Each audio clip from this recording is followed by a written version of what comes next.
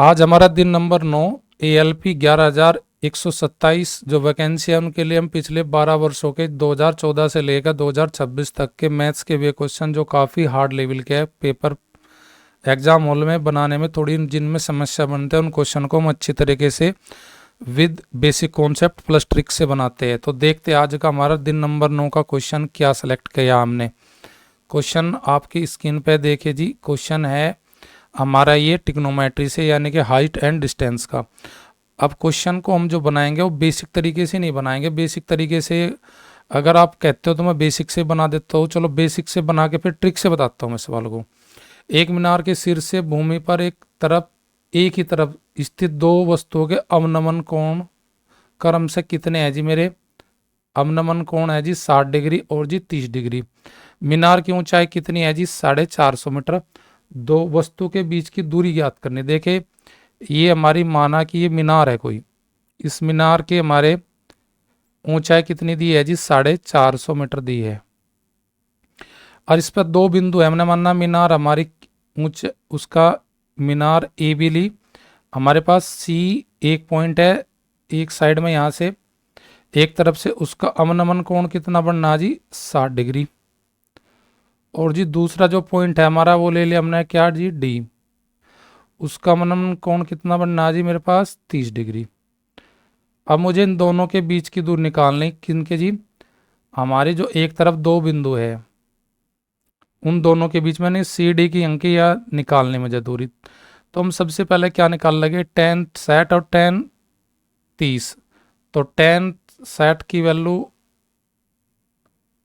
हमारे पास tan theta का मतलब होता है लंब बटे आधार। लंब यानी कि मीनार की ऊंचाई यानी कि ए बी बटे हमारा बी सी।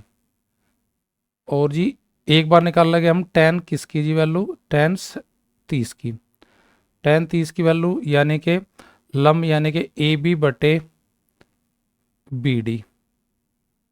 अब यहाँ से हम सोल्व कर लेते हैं। ए बी का मतलब हमारा क्या हो जाएगा जी, tan 60 की वैल्यू हमारी हो जाएगी कितनी जी √3।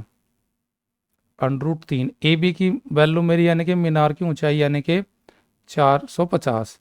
अब इसको मैं जब सोल्व करूँगा तो सोल्व करने में पहले में मेरे पास आएगा कितना जी, किसकी बी सी बराबर जो आएगा वो आएगा 400 बटे √3। 400 बटे √3 ऊपर नीचे √3 के गुना कर देंगे तो यहाँ से हमारा √3 की 3 में गुना करेंगे तो यहाँ से मेरा 3 रह जाएगा, ऊपर √3 ही रह जाएगा। तो जब मैं यहाँ रह जाएगा √3 की 3 में गुना करेंगे 3 बार आ जाएगा। तो बी सी का मान मेरा हो जाएगा जी 1.5 √3। 1.5 अब बी सी का मेरे पास मान आएगा। बी डी का निकाल तो मैं tan 30 की वैल्यू मेरे पास कितनी होती है जी, tan 30 की वैल्यू होती है जी 1/√3। और जब मैं इसे सोल्व करूँगा तो यहाँ पे ए बी का मान मेरा 450 यानी कि मीनार की ऊंचाई। तो बी डी बराबर मेरे पास आ जाएगा जी, बी डी बराबर हो जाएगा 450 √3। अब देखें मैं बी डी का मान पता लग गया। पूरी बी डी का मान मेरे पास कितना है जी, पूरी बी डी का मान है जी 450 और बी सी का मान मेरे पास कितना है जी 150। बी सी का मान 150। अगर मैं यू 150 घटा लूँ 400 √3 में तो मेरे पास किसका मान आ जाएगा जी सी डी का, जो कि इन दोनों बिंदुओं के बीच की दूरी है। तो मैं 450 √3 माइनस 150 घटाऊंगा तो मेरे पास आ जाएगा जी 300 √3, जो कि मेरे उन दोनों बिंदुओं के बीच की दूरी है जहाँ से हमारे 60 और 30 डिग्री के अवनमन कोण बनने। तो 300 √3 की ऑप्शन मेरे पास कौन सी है जी, ऑप्शन सी है। ये तो मेरा बिल्कुल बेसिक तरीका पर, लेकिन हम बेसिक तरीके से नहीं उड़ाएंगे सवाल को। इस सवाल को हम रेशो मेथड से बनाएंगे। देखिए कितनी जल्दी हम रेशो मेथड से इस सवाल को बना लेते हैं। देखिए रेशो मेथड में कैसे बनाएंगे हमें पता। एक तो हमारे पास होगा tan 60, एक होगा हमारे पास tan 30। तो tan 60 का मतलब √3 यानी कि लंब बटे आधार। लंब बटे आधार यानी कि √3 यानी कि मीनार की ऊंचाई और अनुपात हम √3 को ऐसे भी लिख सकते हैं √3/1 का मतलब √3 ही। और tan 30 की वैल्यू मेरे पास कितनी हो जाएगी जी, 1/√3, 1/√3, यानी कि ये तो मेरा लंब है और लंब बटे आधार। अब मैं क्या करूँगा, आधार को बराबर करूँगा। यहाँ पे आधार मेरा कितना दिया गया है जी, मैं लंब को बराबर करूँगा क्योंकि मीनार की जो ऊंचाई है वो कांस्टेंट है हमारी, तो लंब को बराबर करने के लिए मैं दूसरे वाले इसमें अनुपात में गुना कर दूंगा √3 की।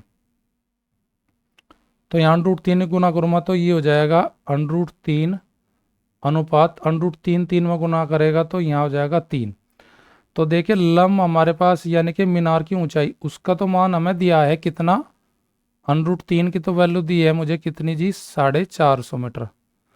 मुझे इन दो बिंदु के बीच की दूर निकालनी, यानी कि जो आधार है, यानी कि इन दोनों में कितना अंतर होगा जी, 1 यूनिट, और 3 यूनिट में अंतर कितना होगा जी, 2 यूनिट का। तो मेरे पास √3 की वैल्यू है, मुझे 2 यूनिट की वैल्यू निकालनी। तो 1 यूनिट की वैल्यू क्या मान कितना हो जाएगा जी, √3, √3 हो जाएगा 1 यूनिट का मान। तो ऊपर नीचे हम √3 के गुना कर लेंगे जी, √3 के ऊपर नीचे गुना कर लीजिए आप, फिर 2 यूनिट का मान निकाल लीजिए, आपकी दोनों स्थानों के बीच की दूरी आ जाएगी। √3 में 3 में गुना करेगा, 3 बार आ जाएगा। तो यहाँ पे हमारा क्या हो जाएगा जी, 450 को 3 कितनी बार काटेगा जी, 50 बार। 150 के गुना 2 में करेंगे, 150 के गुना करेंगे 2 में, तो ये कितना हो जाएगा मेरे पास, 300√3 हो जाएगा मेरे पास, 300√3 हो जाएगा।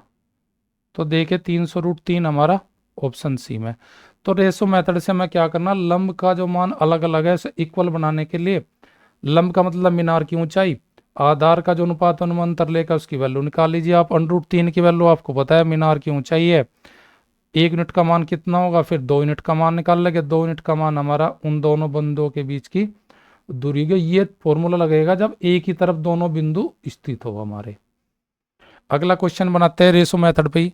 देखिए सेम क्वेश्चन दे रखा, एक मीनार की ऊंचाई दी है, मैं भूमि से एक तरफ दोनों बिंदु है, उनका क्या दिया गया है जी हमें, अकबर 60 डिग्री और 30 डिग्री का हमारा उसका कोण बनने हैं, और उसने बताया जी मीनार की ऊंचाई हमारे पास कितनी है जी, 600।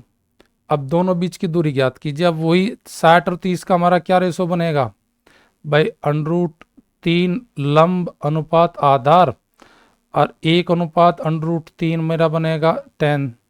ये 10 60 की वैल्यू हो जाएगी, और ये वैल्यू मेरी 10 30 की हो जाएगी। तो यहाँ पे रेशो मेथड से बने इक्वल कर लगे, दूसरे वाले में √3 की गुना करा दीजिए आप, तो ये हो जाएगा √3/3। तो 3 और 1 का अंतर 2, और √3 का मतलब हमारी यानी कि मीनार की ऊंचाई, मीनार की ऊंचाई यहाँ पे दी है कितनी, 600। तो √3 की वैल्यू तो मेरे पास है जी 600। अब 1 यूनिट के मान काटने के लिए बटे क्या करेंगे, √3, ऊपर गुना करेगा √3 और नीचे भी गुना करेगा, तो यहाँ पे तो 3 निकल के आ जाएगा, तो 2 की गुना करे पर आंसर आ जाएगा, यानी कि 2 यूनिट का मान आएगा मेरा 600√3/3 और गुना 2।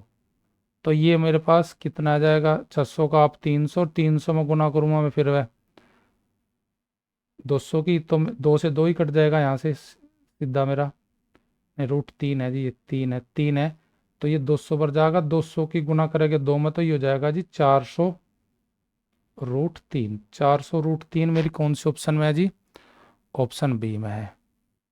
नेक्स्ट क्वेश्चन भी हम ऐसे बना देंगे, देखिए एक प्रकाश स्तंभ के शीर्ष से समुद्र की एक ही दिशा में दो जहाज का नमन कोण 30 और 60 और 30 डिग्री बन जाता है। दोनों जहाजों के बीच की दूरी, अब की बार बीच की दूरी हमें दे दी। अब उसने पूछा जी प्रकाश स्तंभ की ऊंचाई, यानी कि 10 60 और जी 10 30 वही रेशो में बनाएंगे हम।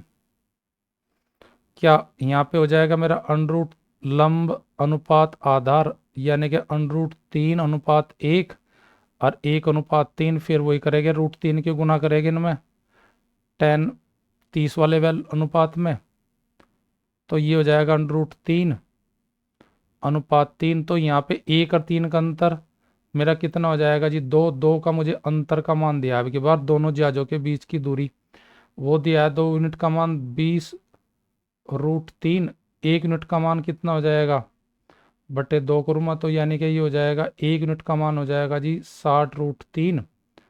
अब मुझे निकालनी जी क्या जी, प्रकाश स्तंभ की ऊंचाई, यानी कि ऊंचाई का मान, यानी कि मेरा √3 का मान निकालना मुझे।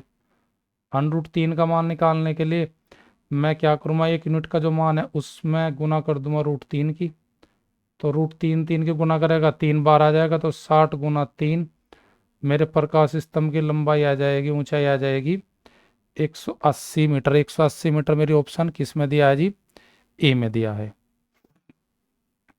तो इस प्रकार हम क्वेश्चन को जल्दी जल्दी बना सकते हैं।